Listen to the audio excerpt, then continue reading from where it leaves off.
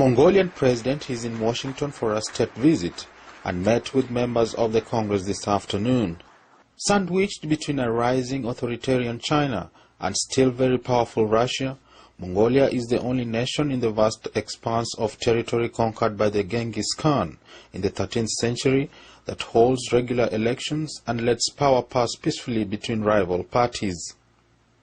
Members of the Congress said that the Obama administration is committed to developing a broader, deeper and more strategic relationship with Mongolia, including expanded commercial, political and cultural ties. We have to say that as you deal with tremendous pressure and tremendous challenges, we are well aware of it, you should know that the United States government, the Congress of the United States, stand firmly behind your effort for self-determination, the rule of law, and the continued building of democratic institutions. Mongolia is going to lead the effort in strengthening democratic norms and practices worldwide. They were very instrumental in some recent negotiations we did around the Human Rights Commission in the United States, in the United Nations, and they are playing a role that is much more active than any time in the past.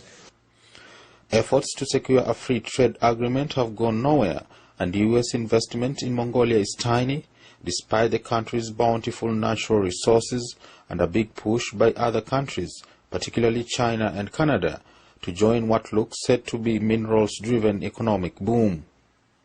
The World Bank in a recent report described Mongolia's prospect for growth as excellent. Even though Mongolia by population is a small country, I think we can be a big example in our region. And I think taking this chair seats, driver's seat on the community of democracies is really great honor for our achievement. Imagine that just 20 years ago, from the North Korea-like society, today chairing the community of democracies, great honor for our nation, for our people. I think we will continue all those great traditions in the reforms within community of democracy.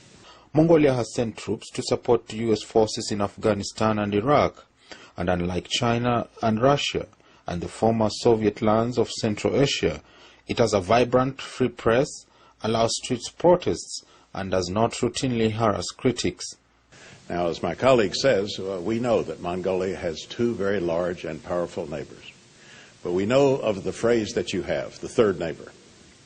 And we are honored that the United States of America is considered your first third neighbor.